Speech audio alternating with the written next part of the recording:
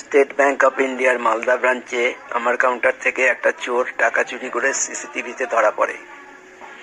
আমাকে ব্যাংক বলেছিল যে ব্যাংক চোরের বিরুদ্ধে আইনি ব্যবস্থা নেবে এবং চুরি হওয়া টাকাটা উদ্ধার করে আমাকে ফেরত দেওয়া হবে। যেহেতু ঘটনার দিন ওই পরিমাণ টাকা আমাকে আমার নিজের পকেট থেকে দিতে হয়েছিল, কিন্তু 1.5 মাসেও ব্যাংক কোনোটাই করেনি। আমি তাগাদা দিতে থাকলে চিফ ম্যানেজার উজ্জ্বল কুমার ও ক্যাশ ক্রেডিট ম্যানেজার বিশাল কুমার আরো কয়েকজন অফিসারের সক্রিয় সহযোগিতায় আমার উপর ভয়ঙ্কর অত্যাচার চালাতে থাকে। সিসিটিভি দেখা ও পুরো ঘটনা জানা সত্ত্বেও একজন স্টাফও আমার সমর্থনে একটাও কথা বলেনি। উল্টে সমস্ত স্টাফই চোর ও চোরের মালিক তথা ব্যাংকের একজন খুব ইম্পর্টেন্ট কাস্টমার বিষ্ণু ঘোষের সঙ্গে আঁতাত করে ও চক্রান্ত করে মিথ্যা প্রচার করেছে যে কোনো চুরির ঘটনা ঘটেনি, ওটা সাজানো ঘটনা।